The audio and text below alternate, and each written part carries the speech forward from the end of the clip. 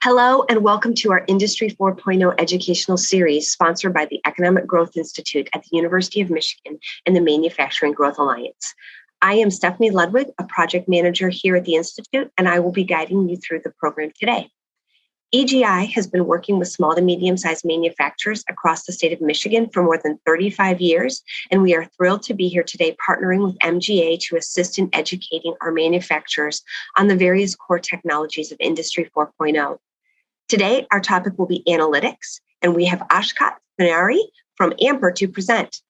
After the presentation, I will provide some additional information on current opportunities and resources available for manufacturers interested in implementing Industry 4.0 technologies who are located in Southwest Michigan, Northeast Michigan, and the Upper Peninsula. With that, I will pass it over to Ashkat.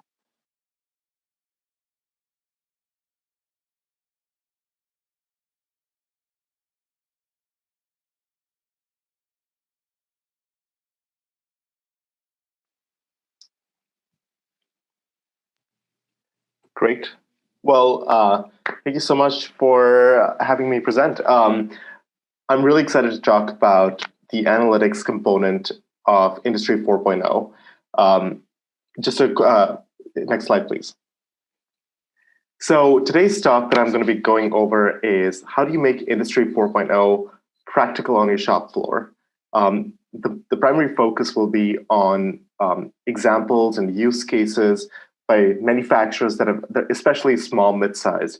It's easy to assume when a larger OEM and tier one company is able to implement a really fancy MES system, and that can be pretty intimidating and almost out of scope for a lot of small, mid-sized manufacturers. And so really the focus of today's talk is going to be how can manufacturers of any size practically begin using data into the day-to-day operations.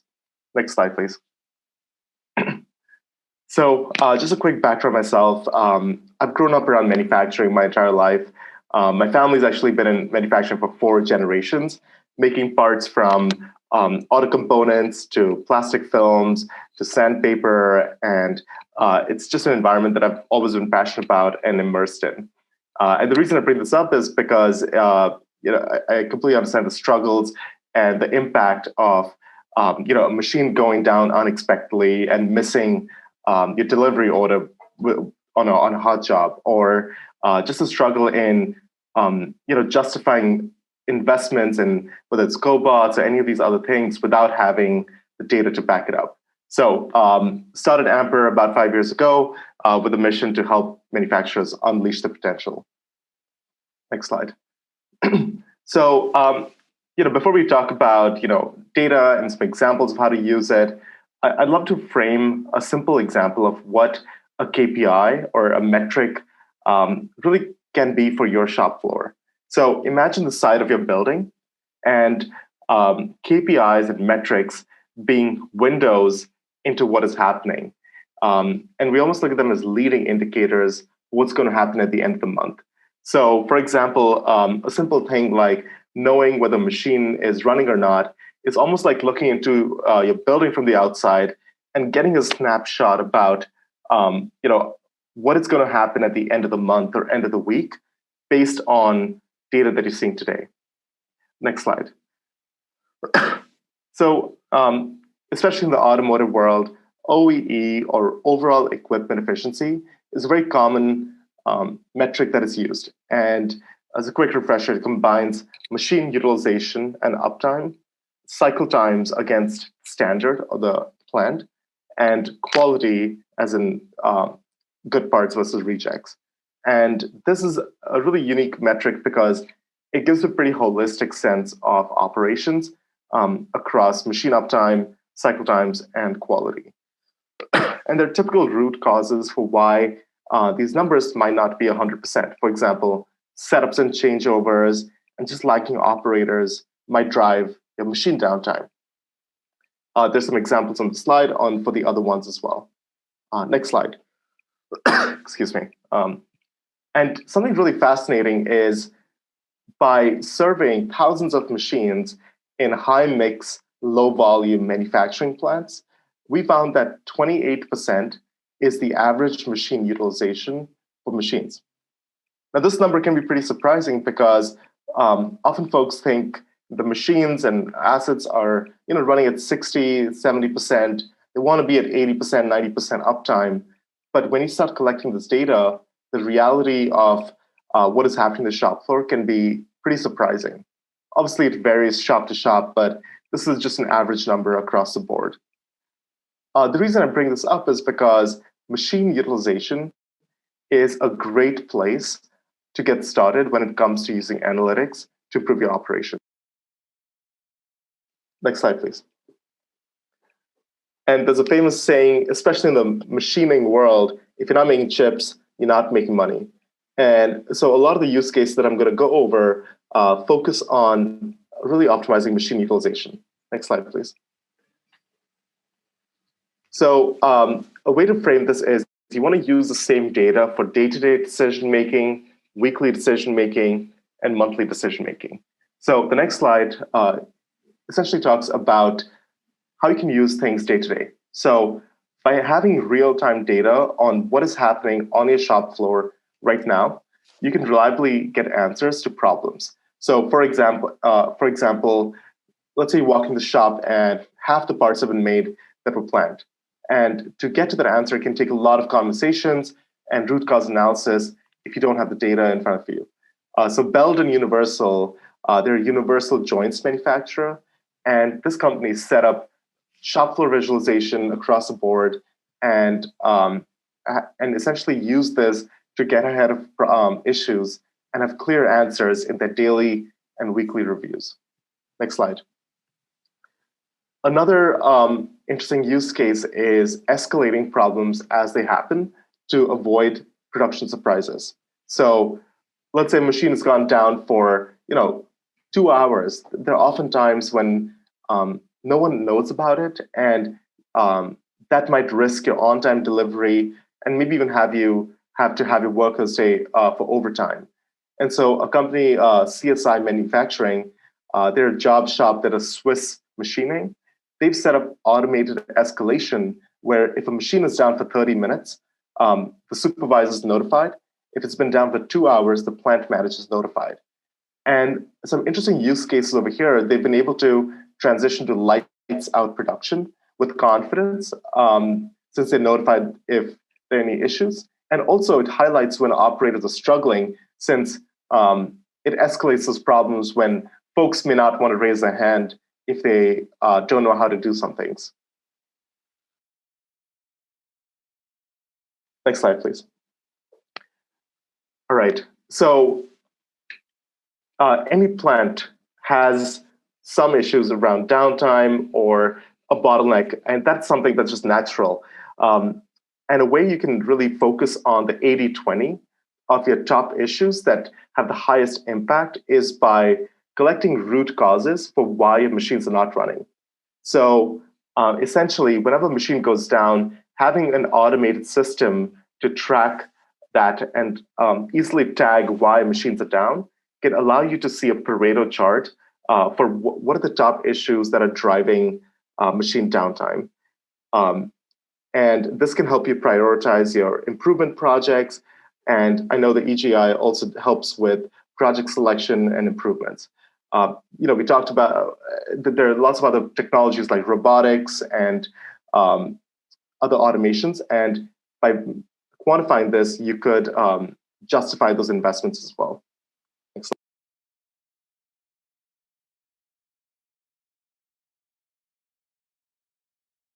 slide. Next slide, please. So, as it was talked earlier by Steve, like machine maintenance is a hot topic and a low-hanging fruit when it comes to reducing downtime. And often especially for small, mid-sized manufacturers, machine runtimes can be really variable. Some months a machine might run all the time. Other times it might be just sitting idle. And so by moving to a usage-based maintenance schedule where you do maintenance based on how many hours a machine actually runs, you're able to optimize your schedule and avoid over-maintaining machines that aren't run a lot or under-maintaining machines that are run a lot. Next slide. When it comes to your bottlenecks, it's easy to assume that there are some shop floor bottlenecks that are the main drivers for downtime. But working with a lot of machine shops, we've seen it's actually a combination of the front office as well as the shop floor that has bottlenecks. And technology that is a low-hanging fruit is an and-on communication system where essentially operators can escalate problems and communicate automatically with support resources. So let's say there's a maintenance team that is a bottleneck for an operator, or an operator isn't able to run a machine because they're waiting for the first piece inspection. Using a technology like and-on communication, operators are empowered to get help when they need it, but also for you as manager, you can see the response times and analytics behind these communication patterns to see whether you should change a process or invest in additional resources. Next slide, please. So I want to just end on a quick case study with a machine shop in Indiana. So Global Precision Parts, they have 3 plants and over 80 machines across these 3 plants.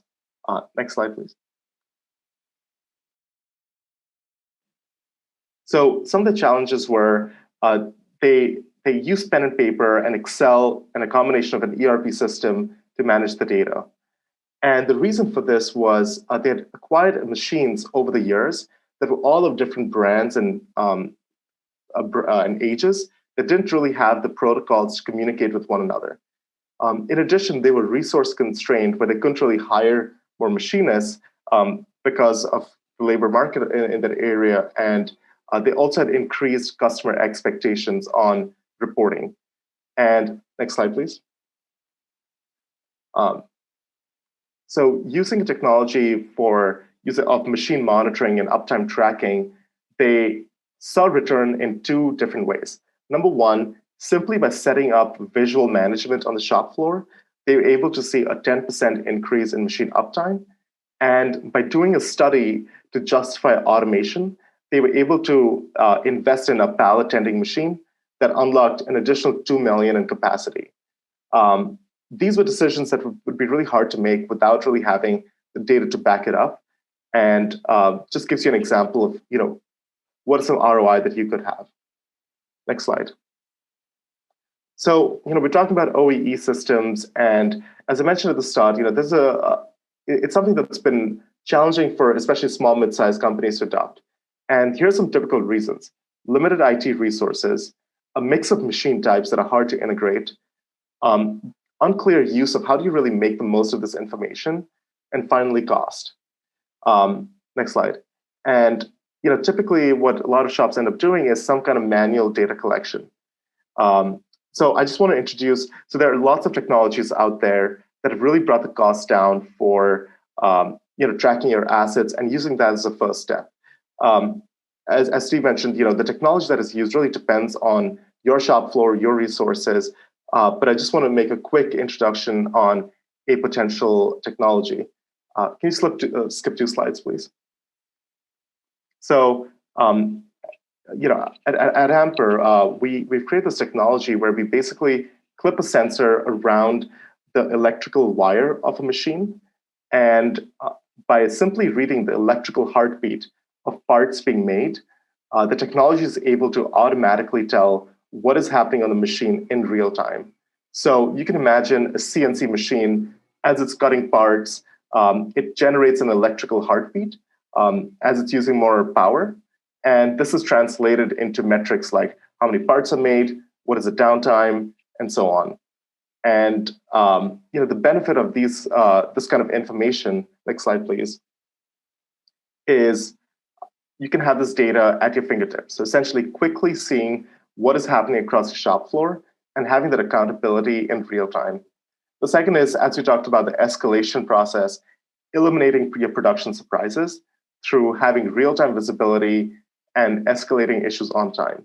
And finally, identifying and unlocking capacity by identifying the top drivers of downtime and also optimizing your front office functions, whether it's quality, maintenance, programming, and so on. And if this is a technology that you'd like to evaluate, next slide, please. We do have a completely free trial where you can test it out on 2 machines. So it's essentially a full kit where for free you can test it out on 2 machines, take this technology for a spin, and at a minimum create a baseline on what is happening on your shop floor. Next slide.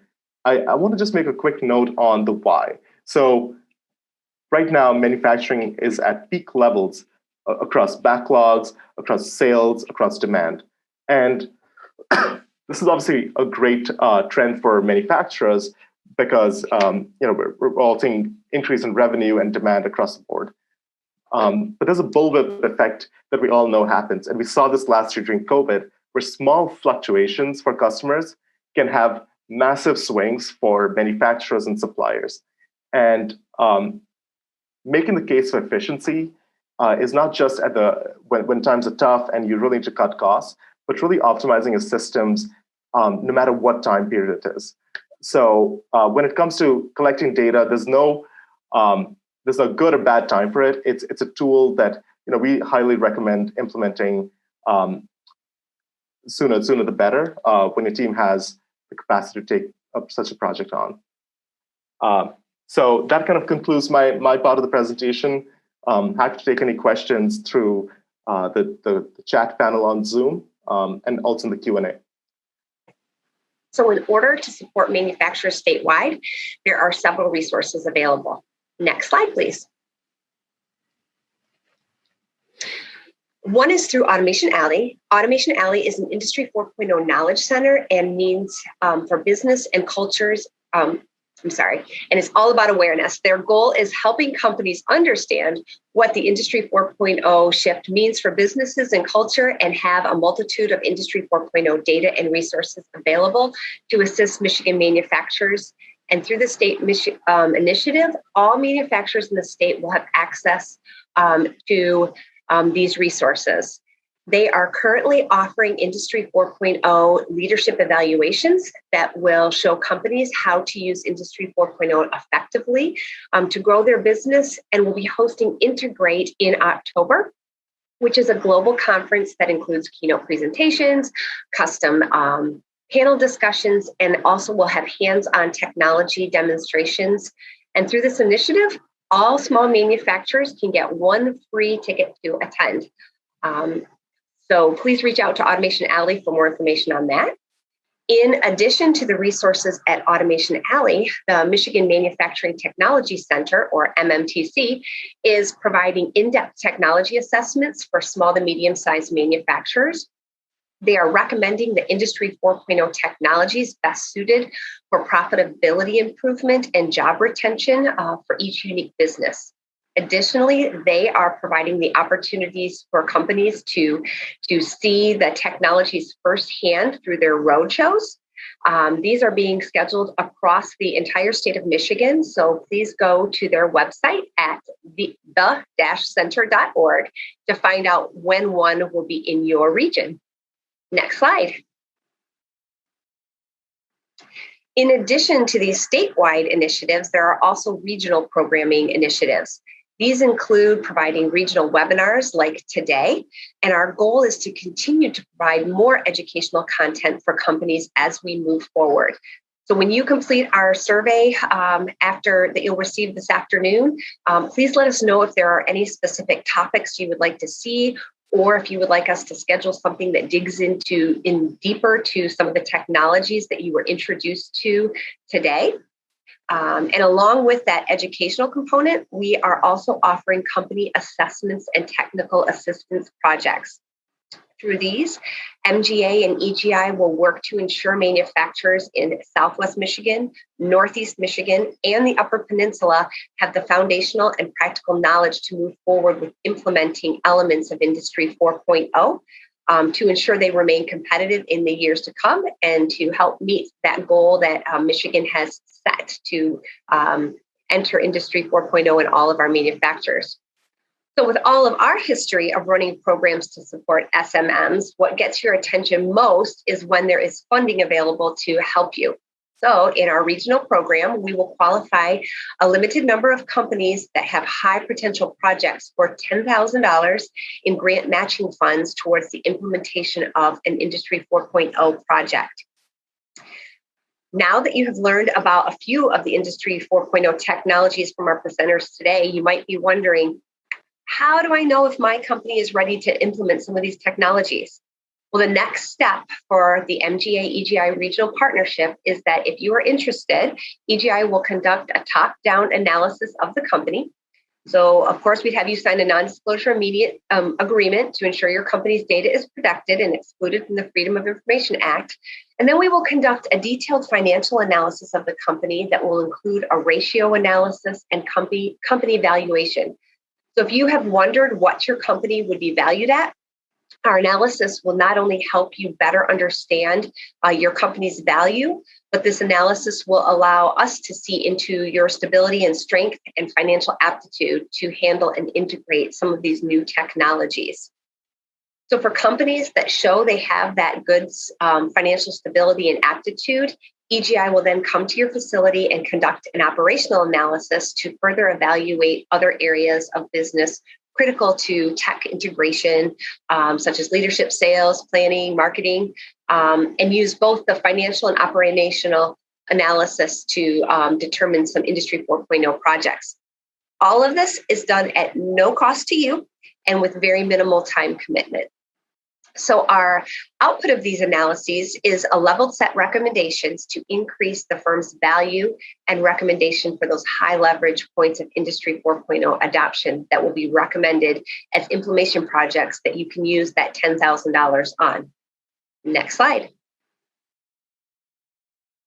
So to implement the high leverage point Industry 4.0 projects, our team will find the best resources for you to help implement this project. And then we will assist with the project management for its implementation along with your team. I would like to thank everyone for joining us today. If you have any questions about the topic presented, or you would like more information on the resources available, please feel free to reach out to me directly. You will find my contact information on the last slide of this video, and I'm happy to assist in any way I can. I hope you all have a great day, and thank you again.